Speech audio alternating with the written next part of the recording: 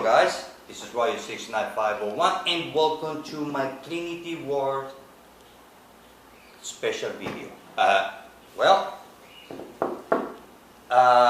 guess we all know what I'm gonna do, so I'm gonna display a comic book from 1991. And it is X-Men issue number 2, Magneto's Triumphant, actually. Sorry. Check out this color. Awesome, huh? Wait. Okay, now. Nice, huh? Okay, put it here. Okay, stay. Well, although this week I didn't get my comic books, but I read part 2 of the Trinity Wars. I read it digitally on my computer. So, but next week when I get my comic books, I still gonna get my Justice League America issue 6 part 2 of the Trinity Wars. So I'm gonna give you my thoughts and review about Justice League America issue number 6, if I'm not mistaken. Well, we all know that what happened on issue number 22 of Justice League. All hell break loose. So I'm going to use this as a reference. And Pandora. So, the thing is that on Justice League America issue number 6, well, that comic book was not as exciting as part 1. I'm not saying that is not good. No, it was excellent. Overall, it was a great issue. So the thing is that the way I see it, because I've read online that some people, that is comparing, they're looking at the Trinity War like if it was like a copy of Avengers versus X-Men. In a way, you might see the similarities, but it's two completely different stories. Overall, it's two completely different, because I read Avengers versus X-Men, which, by the way, I like it.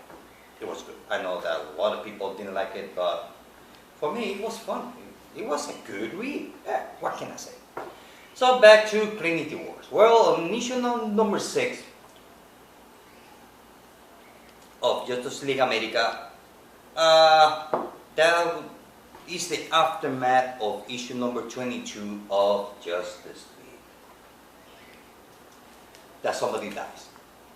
Some superhero cross the line and some other superheroes die. Well, actually it did happen. So during that fight on part 1, Superman kills Dr. Light. And we all know that it was by accident. Something made him, or something possessed him, or something pushed him to do what Superman did. So in issue number 2, they continue the first quarter of the comic book. It's all fighting, and then Superman gets real mad, punch at the ground, and the fight is over. As easy as that. I find that funny. I mean, right there you can see that Superman has a little bit of temper. So it's not the same Boy Scout as we are used to. So Superman on this New 52 has a little bit of temper. So the fight is over, everybody goes to Argus, Justice League America apprehends Superman, take him to Argus, he has a mask, he's on a special chair, tied up, like that will stop him. But in a way, Superman kind of like surrendered himself because he feels really bad. Actually, he has like a guilty conscience for what he did. So there's a little conversation between Superman and Batman, which I like it. You know, Superman asks a question and Batman answers him. Superman says, well, the Dr. Light had a family, and Superman doesn't want to answer. To finally, like I said before, Superman has a little bit of temper. So finally, Superman says, I want to know if the man that I killed has a family. And Batman says, yes, he has a wife and 3 kids. At that moment, Wonder Woman walks in. I say, how dare you to say that to him right now? And Batman asks, oh, as we know him, well, he said, well, he has. No, like saying, well, you have, I mean, when Superman asks you a question, you better answer him because there's no way you can avoid it. I mean, Superman, give me a break. So they start talking. You can see that Wonder Woman, she's very worried about Superman. We get to see that, you know, at that moment you can see like she has a, I know that they are dating or hanging out or whatever.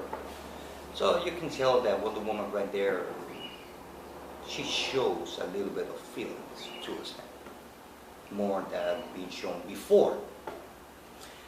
So she knows that Superman did not do it. Yeah, I mean, Superman did kill it, but she knows that Superman did not kill Dr. Light by his own will. So, let's see what else. And then there's a small conversation between Steve Trevor and Amanda Waller. The thing is that Steve Trevor knew from the beginning that Dr. Light was not prepared for that mission. But Amanda Waller, she doesn't care. She wants to have her team. She wants to have the Justice League America on the spotlight. Not Justice League. By doing so, she will prove to the world that Justice League is not to be trusted. See, I mean, like I said on my first video, it's all about public relation and politics and a lot of hush-hush, which that's what I like about this story. It's not about politics. It's just a little bit of everything make the story interesting. I mean, in my opinion.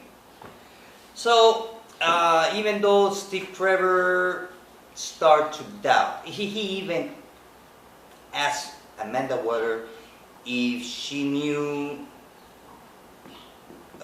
if she had something to do with the death of, in a way, okay. Steve Trevor asked Amanda Waller if Amanda Waller has pushed or did something to Superman to do what Superman did. And she says, nope. Actually, Amanda Waller, she's afraid. Right now, she's afraid of Superman. Because, I mean, Superman being the most powerful superhero of the universe, I mean, you don't... So right there you can see that Amanda Waller, she's scared of Superman more than the whole team. So let's see what else. So Wonder Woman, she decides to go to a quest. She wants to find out. She wants to find Pandora, the Pandora box, because on this issue, Pandora gives Superman the Pandora box, thinking that Superman has that true heart, angel heart to open the box. But well, obviously Superman's not good enough to open the box. So Wonder Woman believed that when Superman had the box, something makes something kind of like something might possess Superman from the box to do what he did, which we don't know.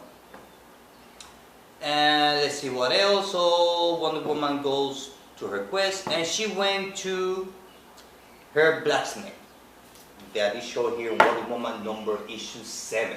All these, the blacksmith that shows on this issue is the one who makes the weapon, the magic lasso, all the Amazon's weapon.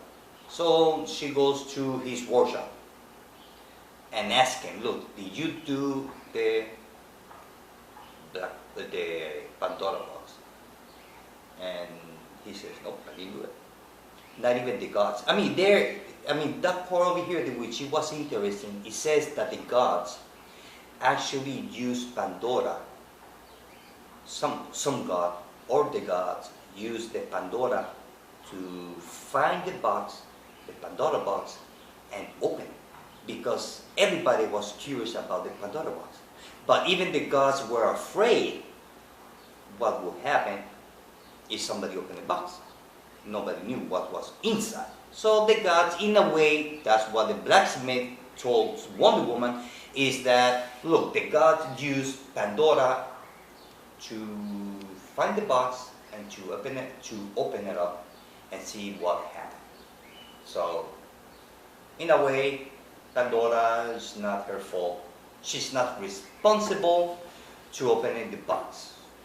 In a way. It's kind of complicated. And let's see what else. So the blacksmith says, look, I didn't do it. I don't know what it is. Not even the gods know. There are magic on this world that not even the gods know or dare to find out. So everything stops there, and Wonder Woman just poof, she leaves.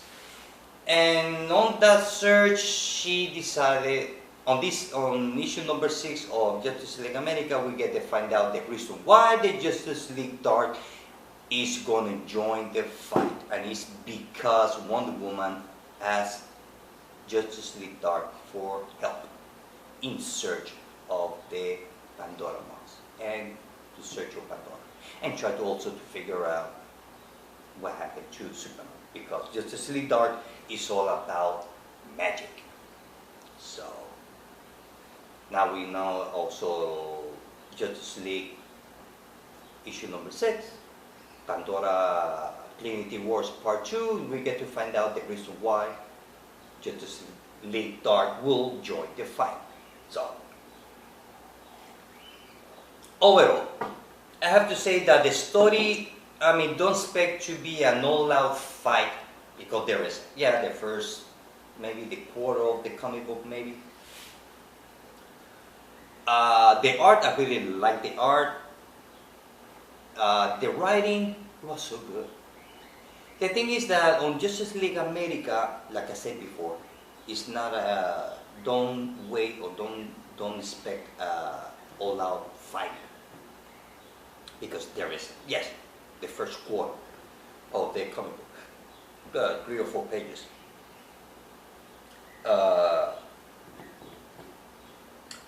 It's kind of like after the fight, everything calmed down. The water went back to their level. So basically, the whole comic book goes on the storytelling. A lot of questions with no answers. Nobody trusts nobody. We get to see that the Justice League America and Justice League, and the Justice League, finally they are talking to each other, meeting to each other, or they finally meet each other without a fight. After the fighting, well, at least right now they are not fighting each other at Argos. So I have to say that it's not as, compared to part 1, part 2 was kind of slow. So, but still it was good. At least in my case, I didn't get bored at all. And I love the cliffhanger. The end of part 2, it was just awesome. Which I'm not going to tell you. Oh, believe me, you're going to be surprised. Because I was surprised. I was not expecting that. That's the thing about the writer. Jeff Jones? Yeah, Jeff Jones. Jeff Jones has that ability to end a comic book where you just end up like, okay, I want more. I don't want it next week. I don't want to wait. I want to have it now. When I mean now, not next week, now. So, but I guess we all, at least I have to wait, and we all have to wait for next week.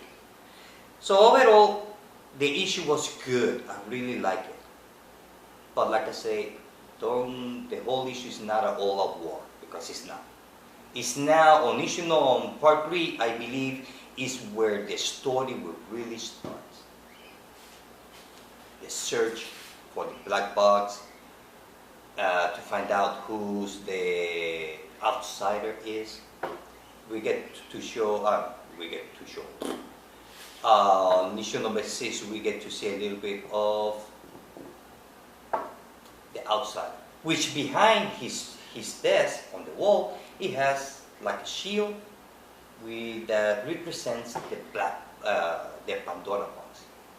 So that just kind of made me wonder. Let's see what else. Overall for me was 4.5 out of 5. It was good. It was really good. And so next week, I believe the part 3 will be on Justice League Dark. But it was good. Like I said, it's all storytelling. A lot of questions with no answers. A lot of doubts. Nobody trusts nobody. Everybody is afraid of Superman. The whole team are surprised because of what Superman did. So some of the members of the league thinks that Superman lost it, especially Amanda Waller. But Amanda Waller, she's all about public relations. That's all. She just wants to have a team where the government of the United States will depend on her. I mean, she wants to have the power to defend the United States against anybody. And for her to prove her point, she had to go into fight against the Justice League. So Amanda Waller is all about public relations. That's it. That's about her. And nobody can. And Steve Trevor right now on that issue, we get to see that he's not trusting her that much. He's kind of like beginning to doubt her. So, which is good. And like I said, Justice League America issue number 6 is a 4.5 out of 5. Well, guys, this is it. I hope that you liked the video. Till next time. Bye.